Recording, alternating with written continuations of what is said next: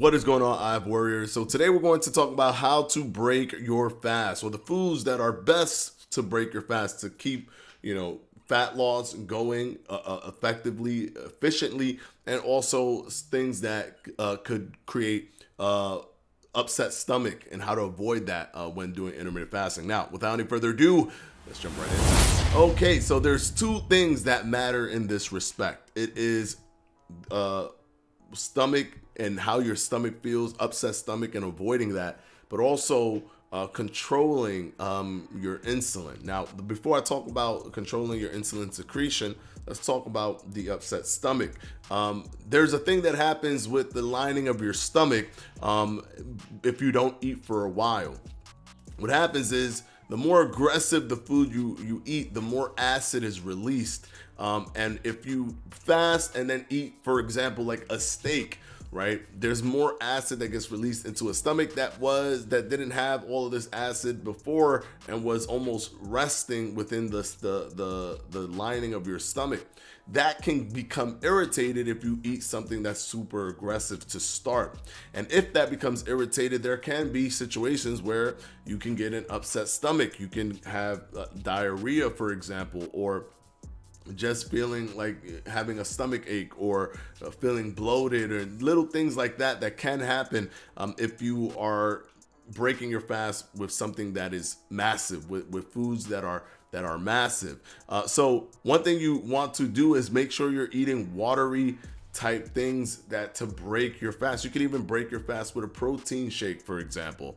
But an apple will be good as well. Something that's light, that's not super strong, when breaking your fast will go a long way to try avoiding irritating that stomach lining after fasting. Now, let's talk about insulin secretion. This is important because when you don't eat, your insulin is essentially on a somewhat springboard, and this springboard effect takes place when you finally eat, when you take in glucose, when you take in sugar. Your insulin will secrete really high, right? Because it's been waiting for food for a while. It's been waiting for sugar for a while. So how do you mitigate this? Because the thing with insulin secretion is that, if it secretes super high, it'll shoot up like a straight line almost. But then if you know anything about how insulin goes back down, it goes back down very slowly. So basically you'll see a line chart like this, right? So the higher you go, naturally, you're gonna take longer to get back down to your base level, right? It's gonna take a while to get there, which cuts into your fasting time, believe it or not. So you want that insulin to go all the way down. You want to get closer to that post-absorptive range, or you want to get into that post-absorptive range much faster. You want to hit that metabolic switch over much faster, so you're in that fasted state much longer, right? So you don't want to have your insulin just secrete super high because you were fasting and then wait for it to go down, or have that go down so slowly. But here's another thing. Here's a thing that you can do.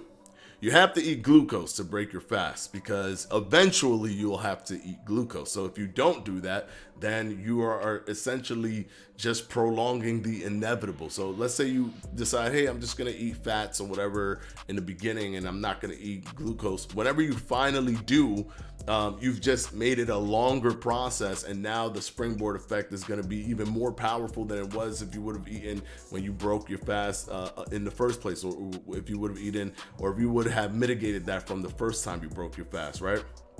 So here's the thing. You have to eat things that contain sugar, fructose, glucose, but you have to eat things that are low in the glycemic index, because those things secrete less insulin. And this is how you mitigate the amount of the springboard effect as much as you can.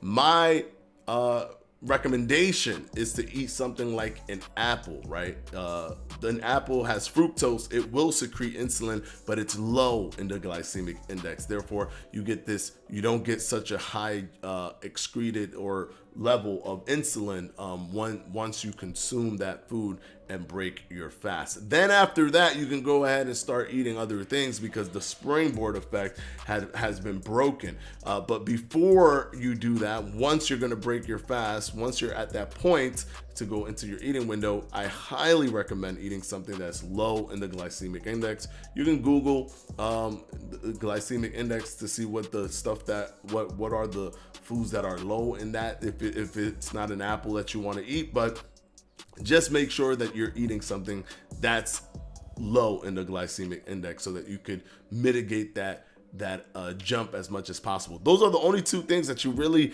necessarily have to worry about when it comes to breaking your fast and the foods that you eat when breaking your fast, because those are the only two things that truly matter. Everything else should be up to you.